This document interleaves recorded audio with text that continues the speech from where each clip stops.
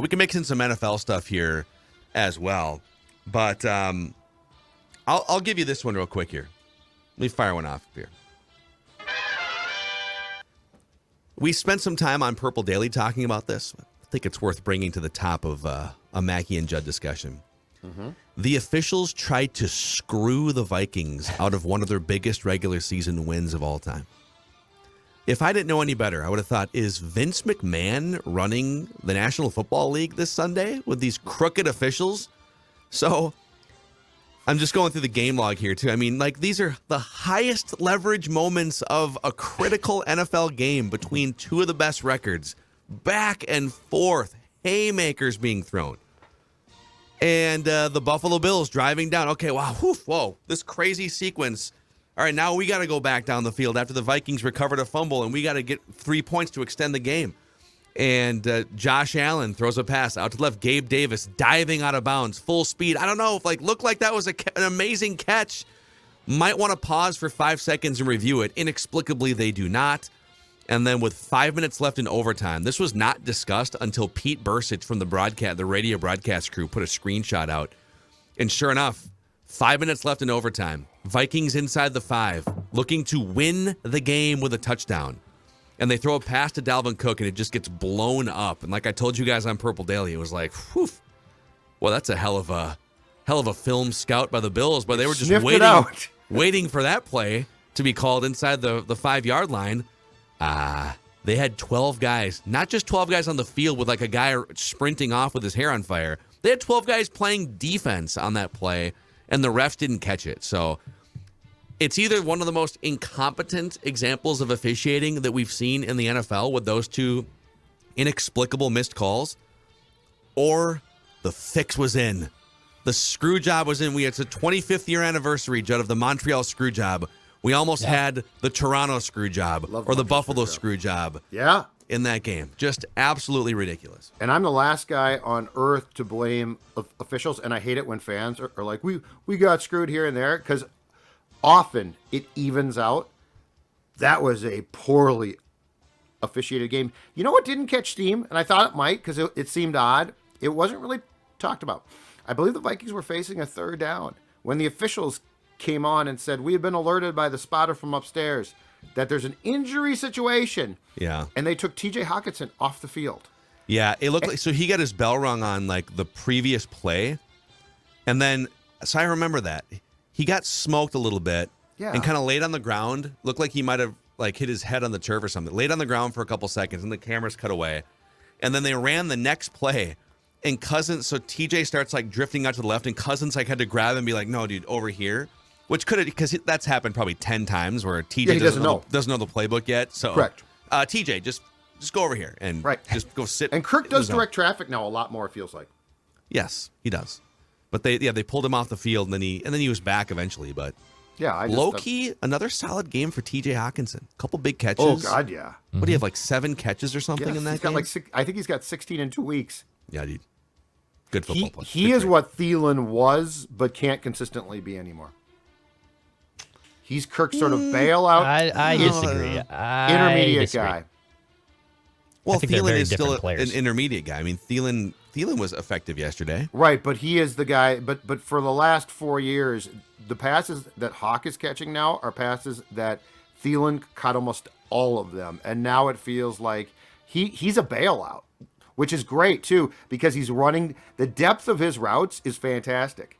Because they're not too short. Because Kirk will throw the ball, but if you need 10 yards, and Irv Smith or Hawkinson is 5 yards, he'll throw him the ball. If he's 8 yards, he will too, and that's where the yak comes in. Hawk's got a little Jermaine Wiggins in him too, and that his first instinct is to hurdle defenders. Love the hurdle. He had one. Yeah, he tried to hurdle someone yesterday and kind of got bounced out of bounds. It was great. Anyways, officials, stop screwing the Vikings. Ridiculous. I'll go next here. I'll say my statement is it was the right call. So the QB sneak, the Kirk Cousins QB sneak that obviously fell just inches short. That ball is kissing the goal line, right? You just got to push that ball forward a little bit more. It was the right call.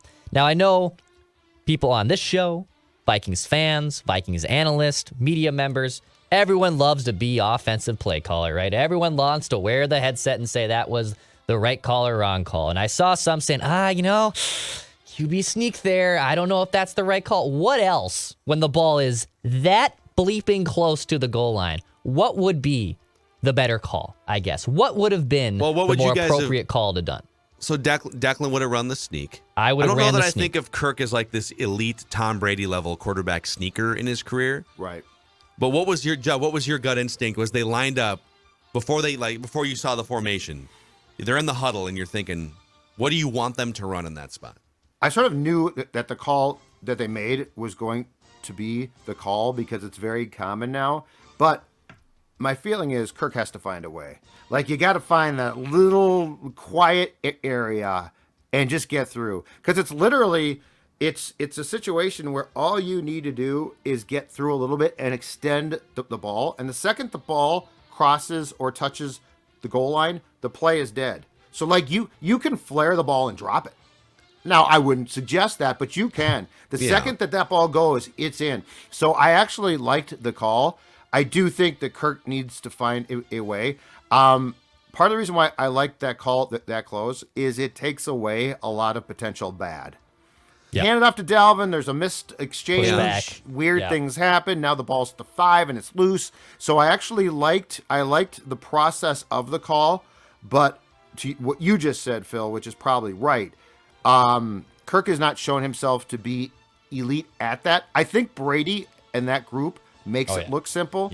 It's not that simple, but you do need to find that little crease. I would say, like, in general, I will never rip a team for quarterback sneaking from that close. So in my head, I was thinking before the play and even dissecting the result of the play, you got a backup left tackle in. If Christian Darrisaw's in the game and Ezra Cleveland's kind of a road grader too in the run game, Blocks down. absolute no-brainer. Just follow those guys. Those guys are, especially Darrisaw, those guys are going to clear the way. You're going to score a touchdown. With a backup left tackle, it makes it a little more questionable that you're going to win the battle in the trenches on that particular play. Yeah. They've had a ton of success with that jet sweep motion in close quarters, and there's like 3 or 4 different things you can do out of it. So, I think what I was kind of hoping for some sort of like jet sweep shotgun? motion. Yeah. Yeah. But then again, like, people are going to freak out. Why are you in shotgun from the half-yard line? So I think I agree with Declan. Like, if it was Christian Darrisaw, it's a 100% no-brainer. Line him up and just roll behind him. Backup left tackle, not sure if you're going to win that battle. They really didn't, but, they set their defense up to make Josh Allen. It was genius. Panic and turn the ball over. Absolutely genius. All right, back to Judd here. My statement is very simple about a veteran player. This is the Patrick Peterson we had hoped for. So when Peterson signed last year, he didn't play poorly, but he got hurt against Carolina. I think, if I'm not mistaken, he had one pick that came like in the last game. And he certainly wasn't their problem, but he also wasn't really a huge help. That team had its issues. I think that in retrospect, it probably had more problems than Peterson thought when he decided to sign with the Vikings in March of 2021. And it also was, he is a older player who is definitely trying to find employment. But all of that being said, he was fine, but it wasn't, oh man, this is the veteran savvy guy long in the tooth. This guy is. Like, this guy has done so many things. The 2 picks is huge, but you know what? On the plane last night, plane ride home, who's doing the chain dance? Who's got the game chains on?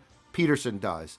I think Chip, for his football in Minnesota column for Tuesday, is doing a big piece on Peterson, and he tweeted last night that, I guess, Peterson said he watches 8 to 10 extra hours of film per week and has his fellow defensive backs to his house to watch film now. I love that, dude. Like, it's all of that's this awesome stuff that he is certainly not the player that he once was, because I think that he had a stretch with the Cardinals where you could probably make a pretty good argument he was a Hall of Fame player. But you know what? He's a smart player. He's a player who clearly likes to help young guys, and he can still make some plays because he's just so damn smart. This is the Patrick Peterson we had hoped for in 2021. We're seeing him in 22.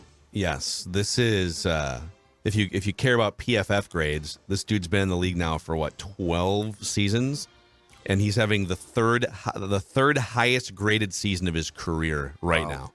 Whoa. Amazing resurgence by him. To the point where before the year you're kind of like, maybe Peterson will just kind of transition out. I don't want to get rid of him. I don't know what it's going to cost, but like if I have to pay a little bit if he's going to play like this for another 2 years or something, I'm not just going to be quick to boot him off the team just because he's old. He's been one of the best cornerbacks in the NFL this year. And he's helping too. Like I love the fact that with, at least corners that are young, I mean, he's having him to his house and going through film. That is such a huge help. Why don't you have like the young people of SKOR how come North, I like can't me come and over? Declan, over to your house to watch film of where we could get better in certain episodes? I tried. I actually suggested that. Stella told me no. Stella's like, no one's coming into my house. It's bad enough that you bring dogs here. You're not going to bring guests. I was like, okay, Stella, if that's what you want. But So Vinny can't don't come blame over me. either? Blame. He's fine. I'll talk to her about that. I love it. He's such a good boy. People thought Judd's career was past its prime a couple years ago too. That his PFF grades, his takes, were low. dropping. They were low. And now all of a sudden, you give Judd a TikTok account, and YouTube, and all these new forms of distribution technology, and he's having a Patrick Peterson like resurgence as well. He's lost a bunch of weight too. Oh, you know Who what? helped you with that? That was the key, absolutely, and that was aided by my friends at Livia Weight Control Centers. And let me tell you right now, weight control is the key words. It is not a diet plan. It is not a quick fix. It is a plan that the day that you start, you will see results quickly, and then best off, they will help you maintain the weight loss. That's the most important thing. New offer as well starting this week. Join today, save 50%. That's right, 50%. So as the holidays approach, don't pack it in. Don't lose faith. Don't say, you know what, I'm just going to gain weight. It's cold outside. No. Set it up so that when springtime hits, all of those spring clothes that you just put away in the last couple weeks, guess what? They fit you. Livea.com, 855-GO-LIVEA. Livia.com is the start of your weight loss journey. How it goes about is up to you, but let me tell you right now, they're going to help. Let me tell you something. Man, there's a couple happy customers at Underdog this weekend, according to the tweets that were being sent into the show. I just got another DM right as we were recording here from my guy Marcus. Marcus sent me this little 4-item parlay slip, little $100 into his pocket here, riding some overs. Yep. Show us your slips. He rolled the over on Dalvin Cook rushing yards. I mean, the receiving yards for Justin Jefferson have been hammered all season long. They keep giving you basically a free hit of a parlay here. 85.5 receiving yards. I think he hit that midway through the second quarter yesterday. You can join Underdog Fantasy with promo code SKOR, SKOR, and they'll match your first deposit up to $100. It's a great way to get a sweat on games, not just in the NFL either. You got hockey, you got NBA. When PGA starts back up, there's plenty of options too. Underdog Fantasy. Promo code SKOR, SKOR. Double your first deposit up to $100. That's Underdog Fantasy and the Underdog Fantasy app. Let's get it. All right, my next statement is I feel a little bad about a couple tweets yesterday, and I need your help deciding. Should I feel bad about these tweets? I will admit, when it was 27-10, I thought the game was over. And I thought we had seen just another disastrous Kirk Cousins performance, just classic, right? Going to a big game, and then, of course, he'll come back at home or something against Dallas and play well. But the two tweets in question are when he threw that panicked interception to a Bills defender that maybe he thought was a Vikings outlet receiver. Yeah, in the flat. I said, what are you doing, guy? You're 34 years old, played in 130 NFL games. Calm down. Yep. I saw that one. And then the next one was KOC has done a masterful job of putting Kirk Cousins in advantageous positions this season, especially late in games. But until Kirk Cousins starts rising up more often in these big boy games, his career and the Vikings will have a glass ceiling. Oh, boy. Oh, dear. So you feel bad about those? Hey, Mackey. Well, I feel like the second one, in fairness, Oh, boy. he did rise up after the tweets. I don't know if he's got someone down Why there didn't showing you him just Twitter say, during the games. Maybe come I'm the on, straw that's where's in. Kirk O'Chain? I was hacked. Where's I was Kirk? hacked. What? You are guilty. You are guilty of the sin of premature twitteration. That's what you are guilty of. Premature twitteration occurred out in Seattle when you got impatient. I think the old Kirk, here's what's happening here. I love the new Kirk. I love Kirk O'Chains. I love Stefan or Cal. It's Steve Urkel that still bothers me. And I still, I remember the 2018, 19, 20, some of the 21. When I see that guy creep back into games, did I do that? I just get kind of mad. I'm like, dude, go away. I want Kirk O'Chains. You get so mad. You got to just tweet and ask and continually ask for Kirk O'Chains. You're when right. You're mad. It's more of a, I just need to not be mad at Kirk. Yeah. We need to be, when Kirk shows up, we just need to politely ask that Kirk go away and Kirk O'Chains comes back. Your Clark Kent one is good. He really does. So because he's got that look, right? That Clark Kent, studious, especially in the airplane with the glasses on. Yeah. There is something about Clark Kent turning a Superman. I think it just like that second interception. You were, yeah. It's just like, dude, what are you doing? Well, Why are you throwing that interception at age 34? Why are you freaking out? He 100% played football before. He 100% of times played like 2018 through 2020 Kirk. Yeah. Or I should say Kirk Cousins. But then it all changed. Yeah, and now we know too that there's always a phone booth nearby. There's phone booths in Washington, Buffalo. There's going to be a phone booth probably in Green Bay. That if Kirk shows up in the first half, just go into that phone booth, transforms as Kirk O'Chains. So okay, I'll try and calm down on the tweets. I think it's to me. The Vikings. I'm going to go here. I thought it was enough to me. I haven't given a statement since we've done the turn. Oh, go ahead. Haven't done one? I've lost track. But I did. I thought you did. What did I do? Didn't you give I did the QB sneak. We did Patrick Peterson, then Mackey walked back his tweets. Oh, you're it is keeping me. track? Okay. It is me. It is me. Yeah, I got my show notes. It is 100% me. Okay. I'm not keeping riding up behind the track. guard here. I'm behind the center. I'm not keeping track. I let up behind the guard. Go ahead. I was going to give a brief, great transition here. I was going to give a brief what are we doing guy and kind of take it from Purple Daily and put it on a Mackey and Judd. But Ed Ingram, what are you doing guy? Not just is the pass protection been an issue, you're tripping your own quarterback, man. You are tripping Twice. literally your own QB. And sometimes, I think we may have been like, was Kirk stepping in the wrong? No, you blatantly and obviously tripped your own quarterback. Thankfully, Kirk held on to that football like a puppy dog. At least the second time was able to hold on to it. But Ed Ingram, you're already having a tough time, man. What are we doing tripping your own quarterback, for God's sakes? Ed Ingram, what are we doing, guy? How does that happen? This is actually something we need to talk to Boone about, right? Yes. All right, I'm going to make a note. We'll get the 365. How do you step on someone's foot like that twice? The first one looked like it might have been a screw up on both their parts. The second one is just a flat out. Ed moved back to his left and tripped him at the goal line. And the only thing is this: on the first one, Kirk, I should say, don't heave the ball backwards like you're still going to make a play. The second time, he did the exact right thing. Cradle the football and keep it and live to fight another down. Yes. The first one, he sort of just, and Dalvin recovered it. And I don't know if Kirko thought he could still pitch it, but dude, you're falling. Yeah. Just, cradle that football like it's a baby. It was hilarious. Like you could see the gears turning. God. Oh, we're going to make a big play. And Ezra Cleveland's sitting there like, no. Yeah. And Dalvin, God bless him, just like fell right on the ball. No fooling around by him. I'd love to see the alternate universe of like what happens if he pitches that ball to Ezra Cleveland. Yeah. Like does Cleveland rumble for 5 yards? Oh, I hope not. Does he drop it? What happens on that play? All right, now we're back to Judd here. Just hold you the want to go?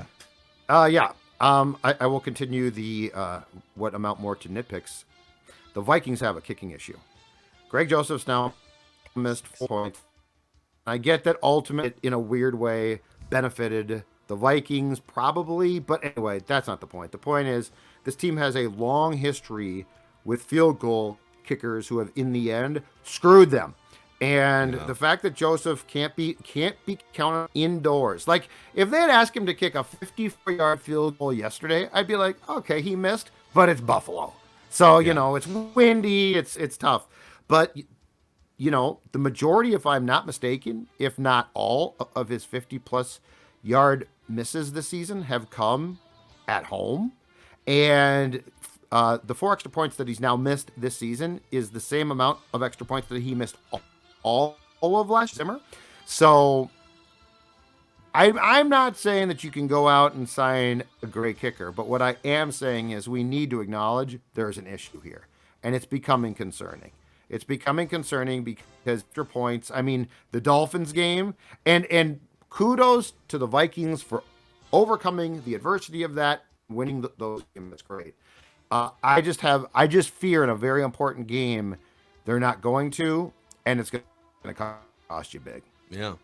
Yep, I think it's definitely on the list of things that are things.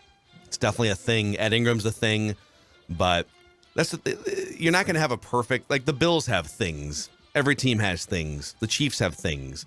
But the kicker being a thing is just more triggering for this organization and the fans because it's been the thing that's derailed a couple of playoff runs. Yeah. So, all right, boys. That's a wrap on this episode of Mackey and Judd. Unless Judd's internet's kind of limping to the finish line here, too. So this might be a good time to kicking collect problems. ourselves. You know, I think we got the last couple days. No. We'll work on it. We'll get better going forward. I was fine till now, right? You were fine until like 2 minutes ago. Yep. In clutch time. Okay. You fizzled out here a little bit. Clutch time. Good show here. Purple Daily. If you missed anything we've done over on that channel the last couple days, Vikings Vent Line, the most listened to and watched episode of Purple Daily in the history of the show. So thank you all. And we'll be back with more tomorrow here as the Vikings 8-1 continue this ride. See you guys.